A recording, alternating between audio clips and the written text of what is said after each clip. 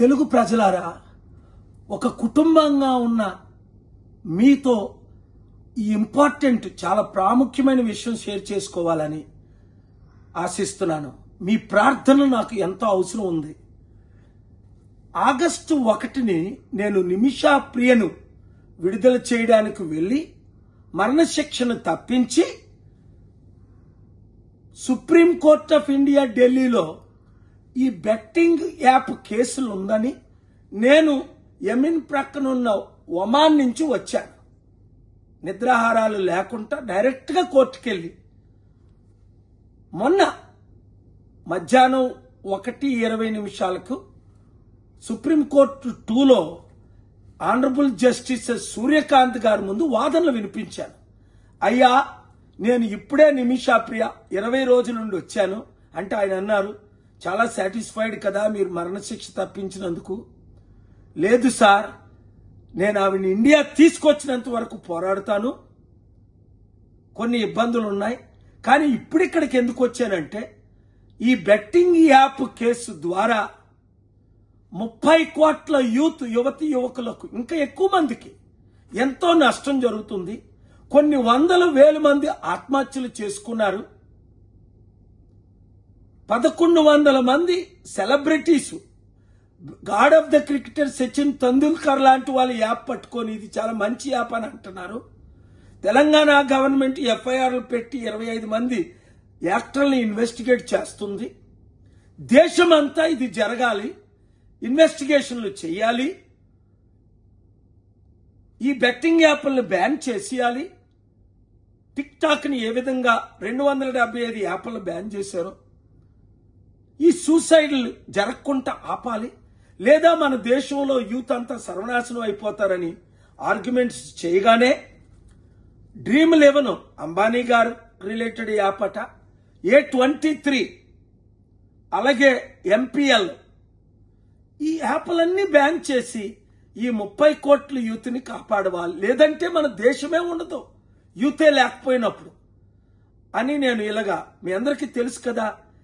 కామారెడ్డి రైతుల గురించి పోరాడాను, steel plant అమ్మకుంటా ఆపడానికి పోరాను, ప్రత్యేక హోదా గురించి పోరాడాను, ప్రవీణ్ పగడాల గురించి పోరాడాను, ఇల్లీగల్ కన్స్ట్రక్షన్స్ జరుగుతుంటే ఆపడానికి పోరాడాను. ప్రతి ఒక్క పోరాటంలో నేను ముందున్నాను మీ ప్రార్థనల ద్వారా.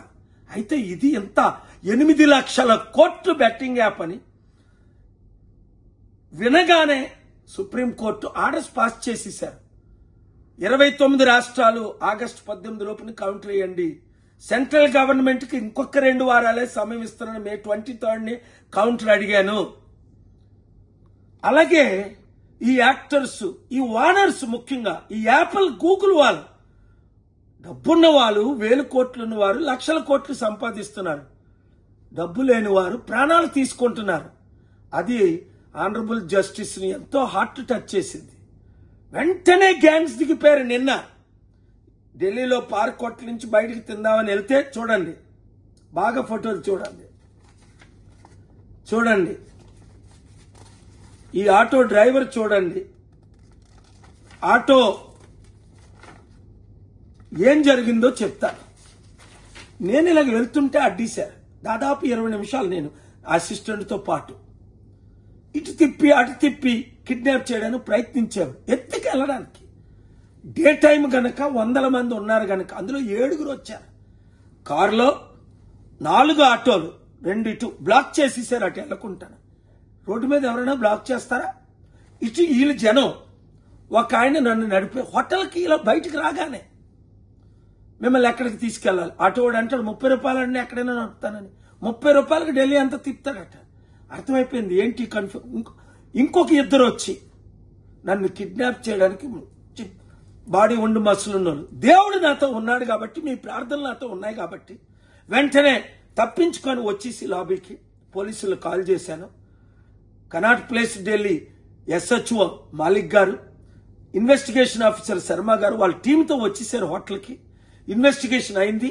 అమిత్ షా గారికి లెటర్ రాశాను, మోదీ గారికి కాపీ పెట్టి పెద్దలందరికీ. మీకెందుకు చెప్తున్నానంటే నా ప్రాణం పోయినా పర్వాలేదు కానీ మీరు మాత్రం ప్రార్థించండి.